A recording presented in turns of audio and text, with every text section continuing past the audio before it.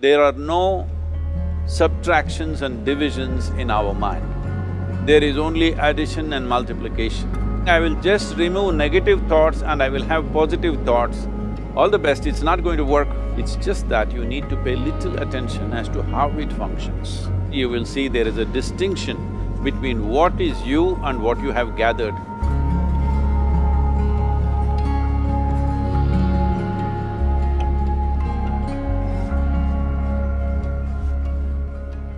Well, see the way the question is asked and also the way normally it's addressed is, people think there is something called as negative thought and positive thought.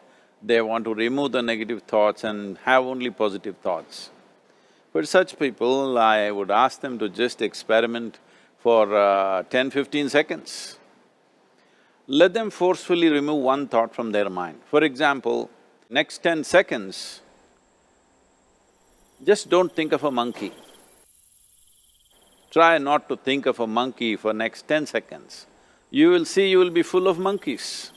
So what I'm saying is, this is the nature of your mind, because in this mind, all the three pedals are throttle.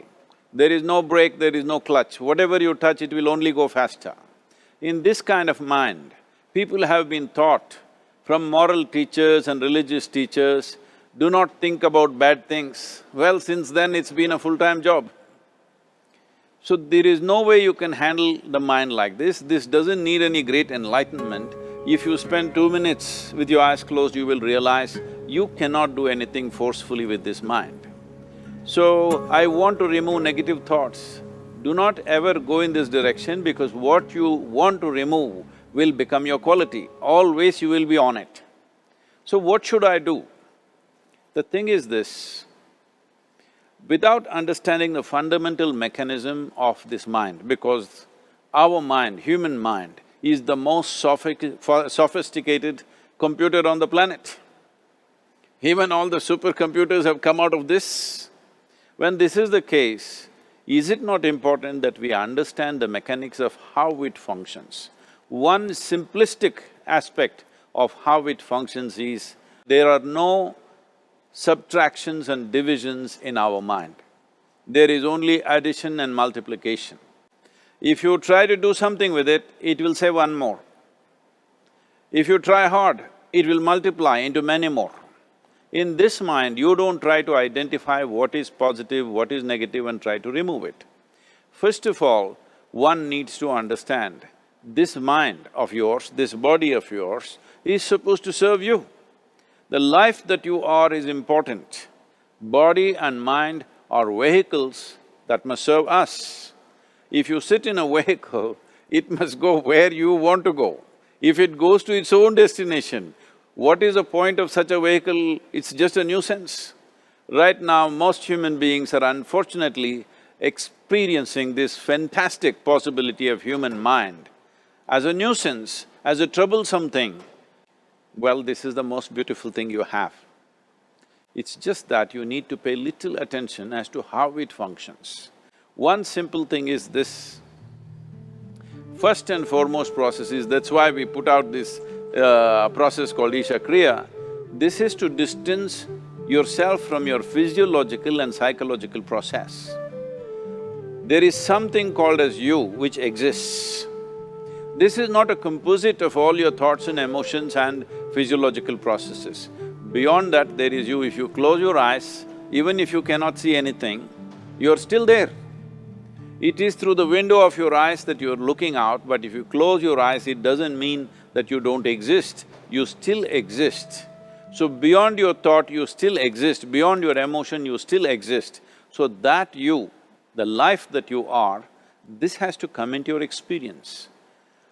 Why is it that you're not allowing that to come into your experience, which is the most significant aspect of who you are? Who you are right now, the most significant aspect is, you and me are alive right now, this is it. What I'm thinking, what you're thinking is not the important thing. We are alive right now, that is the important thing. So, it is important that you focus on this fundamental sense of aliveness within you, and then you will see there is a natural distance between you and your thought process. Once there is a distance between your psychological process and your physiological process, this is the end of suffering. Because there are only two kinds of suffering that human beings go through, physical suffering and mental suffering.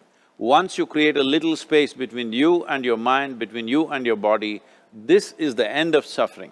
This is something every human being has to experience and know, otherwise thinking I will just remove negative thoughts and I will have positive thoughts, all the best, it's not going to work 100%, it's not going to work because nobody can remove it, they can avoid it for some time. So when negative thoughts come, you say Ram Ram, Shiva Shiva, whatever you want, but this is just avoiding, it's not gone. The moment you stop that, it will pop back with great force, otherwise it will come back in your dreams. So it's very important, first of all you need to understand your anger, your resentment, your fear, your anxieties, the negativity that you generate. Generally resentment, anger, it is always directed towards somebody. But we need to understand this is poisons that we are drinking and expecting somebody else to die. Fortunately, life doesn't work like that. If I drink poison, I die. If I drink poison, you don't die. So, we need to understand this. When I say poison, today you can have yourself chemically analyzed. Right now, what is your blood work, what it says? 5 minutes of intense anger, check your blood work and see, there will be lots of negative elements in it, literally you're poisoning yourself.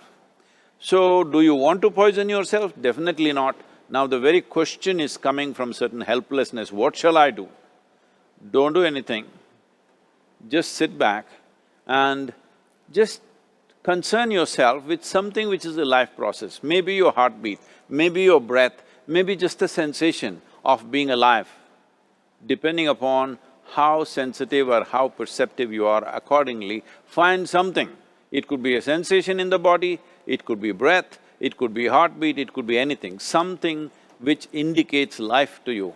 Just pay attention to that for some time. Slowly you will see there is a distinction between what is you and what you have gathered, which includes both your physiological and psychological possibility or mess, whatever you made out of it.